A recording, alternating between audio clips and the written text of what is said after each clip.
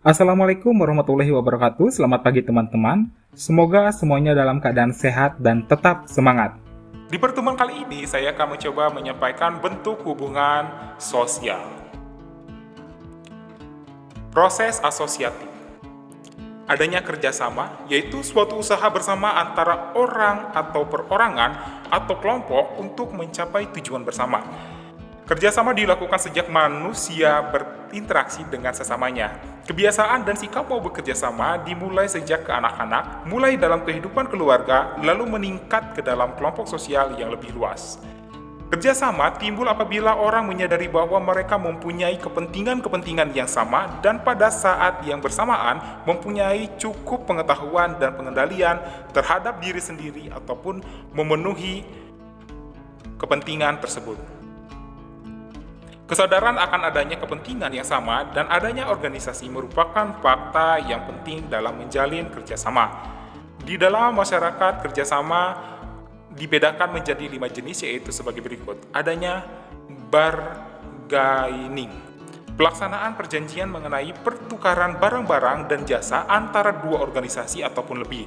Dalam arti yang lebih luas, bargaining adalah nilai tawar. Bargaining dilakukan agar proses kerjasama dapat memberi keuntungan secara adil bagi kedua belah pihak, misalnya proses jual beli di pasar. Kooptasi, proses penerimaan unsur-unsur baru dalam kepemimpinan atau pelaksanaan politik dalam suatu organisasi, baik secara satu cara untuk menghindari terjadinya kegoncangan dalam stabilisasi organisasi yang bersangkutan. Ketiga, koalisi, gabungan dua kelompok ataupun lebih yang berusaha mencapai tujuan yang sama, misalnya dua atau lebih partai politik berkoalisi untuk mengajukan seseorang calon presiden atau lainnya. Yang keempat, joint venture, bentuk kerjasama yang dilakukan oleh dua organisasi, baik itu perusahaan dalam pelaksanaan suatu pekerjaan ataupun proyek. Misalnya Pertamina mengadakan joint venture dengan salah satu perusahaan minyak internasional untuk mengeksplorasi di ladang minyak di Blok Cepu, Jawa Tengah. Kerukunan, yang mencakup gotong royong dan tolong-menolong. Akomodasi, suatu proses penyesuaian diri dari orang per orang ataupun kelompok-kelompok manusia yang semula saling bertentangan sebagai upaya untuk mengatasi ketegangan ataupun lainnya.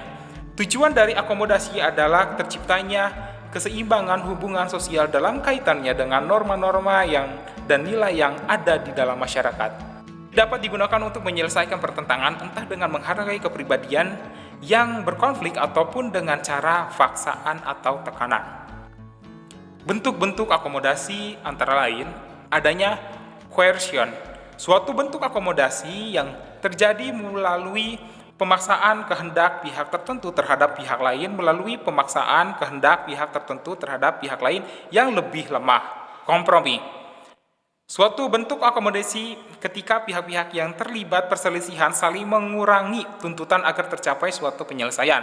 Semua pihak bersedia untuk menyerahkan atau merasakan dan memahami keadaan pihak lainnya. Yang ketiga, arbitrasi, suatu bentuk akomodasi apabila pihak yang berselisih tidak sanggup mencapai kompromi sendiri. Untuk itu akan diundang pihak ketiga yang tidak memihak atau netral untuk mengusahakan penyelesaian pertentangan tersebut. Pihak ketiga ini dapat pula ditunjuk atau dilakukan atau dilaksanakan oleh satu badan yang dianggap berwenang.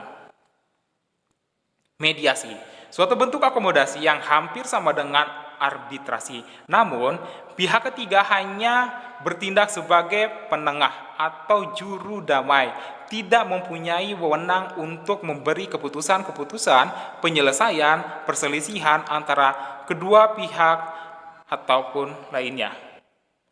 Konsiliasi, yaitu suatu bentuk akomodasi untuk mempertemukan keinginan dari pihak-pihak yang berselisih demi tercapainya suatu persetujuan bersama. Toleransi, suatu bentuk akomodasi tanpa persetujuan yang resmi, biasanya terjadi karena adanya keinginan untuk dapat mungkin menghindari diri dari perselisihan yang saling merugikan kedua belah pihak. Stalemate, suatu bentuk akomodasi ketika kelompok yang terlibat bertentangan mempunyai kekuatan seimbang. Adjudikasi, penyelesaian masalah atau sengketa melalui pengadilan atau jalur hukum. Asimilasi merupakan proses sosial yang ditandai dengan adanya usaha-usaha mengurangi perbedaan-perbedaan yang terdapat antara orang per orang ataupun kelompok-kelompok manusia yang meliputi usaha-usaha untuk mempertinggi kesatuan tindakan, sikap, dan proses mental dengan memperhatikan tujuan dan kepentingan bersama. Artinya, apabila orang-orang melakukan asimilasi ke dalam suatu kelompok, manusia atau masyarakat maka tidak lagi membedakan dirinya dengan kelompok tersebut. Secara singkat, proses asimilasi adanya peleburan dua kebudayaan menjadi satu kebudayaan. Tetapi hal ini tidak semudah yang dibayangkan karena banyak faktor yang mempengaruhi suatu budaya itu dapat melebur menjadi suatu kebudayaan.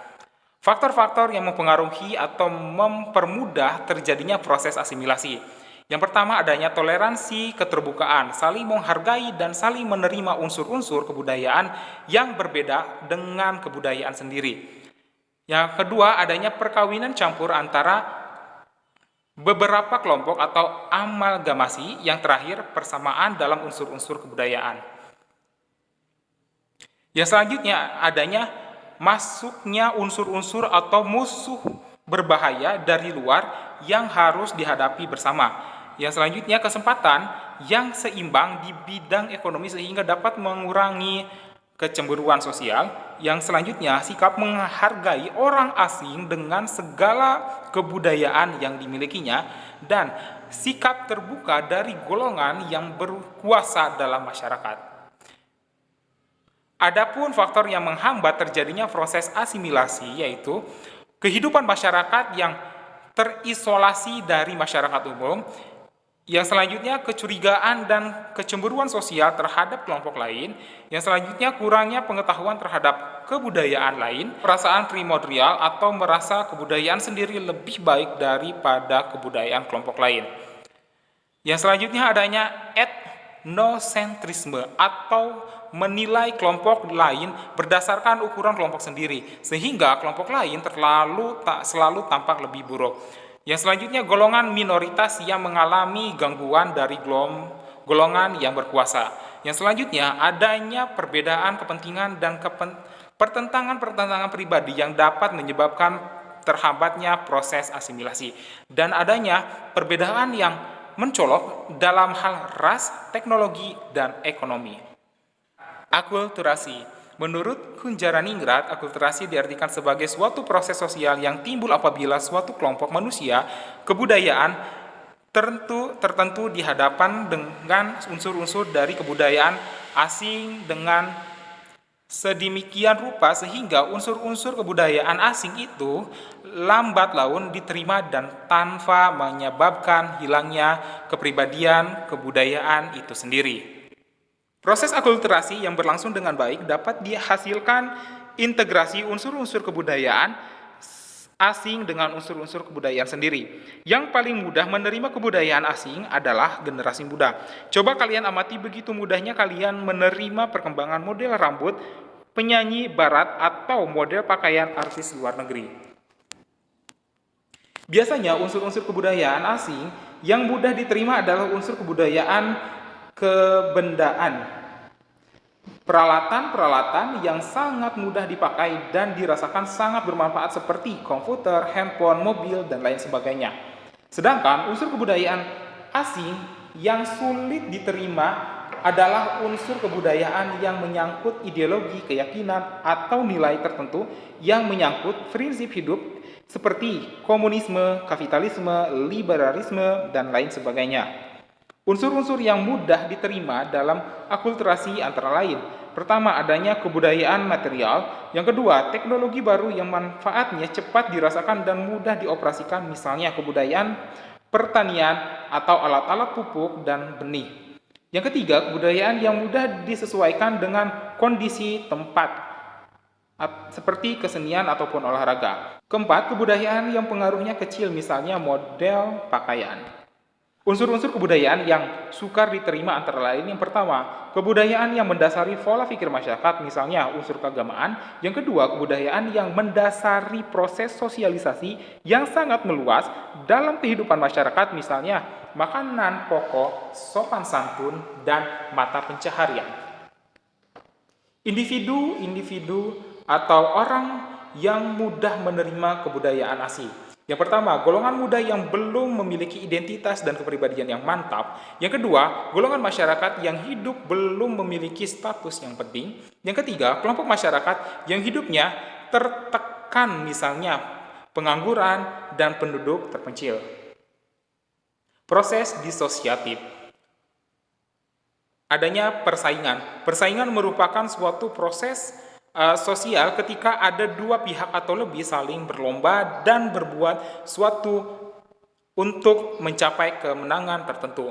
Persaingan terjadi apabila beberapa pihak menginginkan sesuatu yang jumlahnya sangat terbatas atau sesuatu yang menjadi pusat perhatian umum.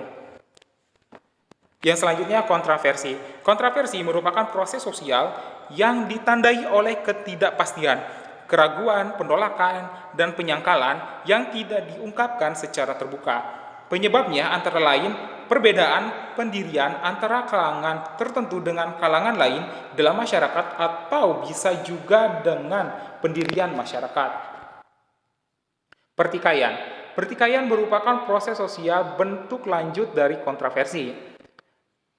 Artinya, dalam pertikaian, perselisihan sudah bersifat terbuka. Pertikaian terjadi karena semakin tajamnya perbedaan antara kalangan tertentu dalam masyarakat. Pertikaian dapat muncul apabila individu atau kelompok berusaha memenuhi kebutuhan atau tujuannya dengan jalan menentang pihak lain dengan cara ancaman ataupun kekerasan.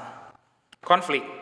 Menurut Surjono Sukanto, konflik adalah suatu proses sosial di mana orang per orang atau kelompok manusia berusaha untuk memenuhi tujuan dengan jalan menantang pihak lawan yang disertai dengan ancaman atau kekerasan. Konflik selama ini banyak dipersamakan dengan kekerasan, namun sesungguhnya konflik berbeda dengan kekerasan. Kekerasan adalah perbuatan seseorang atau kelompok yang menyebabkan cedera atau matinya orang lain atau juga menyebabkan kekerasan fisik atau barang orang lain. Konflik dapat berubah menjadi kekerasan apabila upaya yang berkaitan dengan tuntutan akan dapat menimbulkan gerakan yang mengarah pada kekerasan. Menurut Robert Lawang, konflik adalah perjuangan untuk memperoleh nilai status kekerasan di mana tujuan dari mereka yang berkonflik tidak hanya memperoleh keuntungan tetapi juga untuk menundukkan saingannya. Konflik sosial merupakan proses sosial antar perorangan atau kelompok suatu masyarakat tertentu akibat adanya perbedaan paham dan kepentingan yang sangat mendasar sehingga menimbulkan adanya semacam gap ataupun jurang pemisah yang mengganjal hubungan sosial di antara pihak yang berkaitan. Terima kasih sudah menyimak materi di pertemuan kali ini. Semoga bisa bermanfaat dan sampai bertemu lagi di pertemuan selanjutnya. Wassalamualaikum warahmatullahi wabarakatuh.